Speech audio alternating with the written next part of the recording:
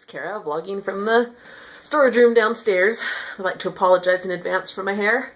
Rennie said that when I wear it like this, it looks like I have a crown on my head, and it kind of does. But today I wanted to talk to you a little bit about emergency preparedness, because as you know, I'm a bit of a doomsday prepper, which is fine. I'm glad for that. And I'm by no means an expert or anything, but I just wanted to talk about it a little bit. You guys put it in your mind. Someday there might be some sort of emergency. Might need to get out of town kind of quick. The last emergency we had was a fire in 2010, and it came within a quarter mile of our house. It was this big range fire that came across the desert, and we just had to go, the kids and I. And luckily, it was kind of it was just within a certain area, but it made a big difference, and it went all the way out to the interstate, and it was very scary. It nearly killed my mother-in-law.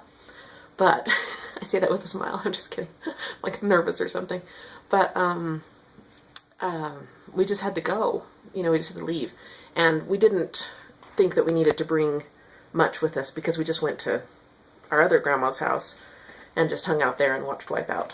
And then spent the night over at grandma's, and then came back when the smoke had cleared and we were able to get into our house and stuff.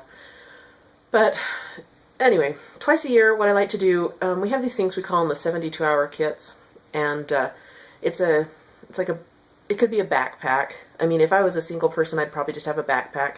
They call them bug-out bags sometimes, and it's just got some food in it, some extra clothes, maybe some first aid kit stuff. The way we do it, let me see if I can do it right here. We got buckets, 3 buckets. And so every 6 months, I try to rotate 1/4 of the food. Do you want to be vlogged or no? I see my son coming down the stairs. And so, like, for instance, right now, I'm changing out the jerky, hot chocolate, and gum. So we have things like granola bars and ramen noodles. Do you want to show off your cool hair? No? Oh, CJ's got a bit of a mohawk going on. And anyway, so what else do I want to say? So every 6 months, I'm just going to try to make it better, my 72-hour kit. I don't know. I didn't think this through very well. We also have things, we keep them in a big garbage can here. Ta-da, big garbage can. So this is like extra clothes and stuff. So I need to organize it a lot better. I have a friend named Jana, and when it was 2000, like the year 2000, she decided she was going to try to make a 72-hour kit / bug-out bag for every member of her family. And they started out as buckets, and then they just evolved over and over time. Like every 6 months, she'd go through them every year, and they just got better and better until pretty soon she had like identification cards inside for everybody with all their medications that they were on and stuff. And they just turned into a really good thing. You sure you don't want to be vlogged?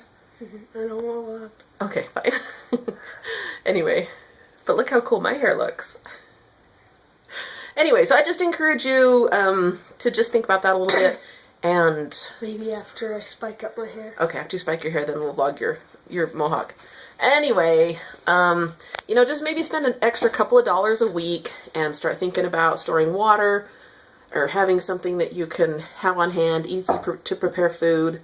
You know, gum, hot chocolate, and jerky. That's not going to be that great, but we do have peanut butter and crackers and things like that in our kit, so that'll be awesome. Anyway, if you have any questions, let me know. I'll put my whole 72-hour kit food menu in the comments. How about that? And like I say, it's not perfect, but it'll be okay. I'll keep the kids from whining. You want that gum? CJ wants the gum. You can have 1 piece. How about that? It's only 2 years old. See ya. Bye. Cool invention that John made a few years ago. I call it the rolly can shelf. So it's a shelf. Hey CJ, stick your arm in there, grab a can, stick it up at the top where it says cream of mushroom soup. There we go. That's fine. Anything, just whatever. Yeah, that's good. Okay, so here it goes. It's in action. You stick them in at the top, and they roll down to there. So I have 2 sections here. I have a top section and a bottom section.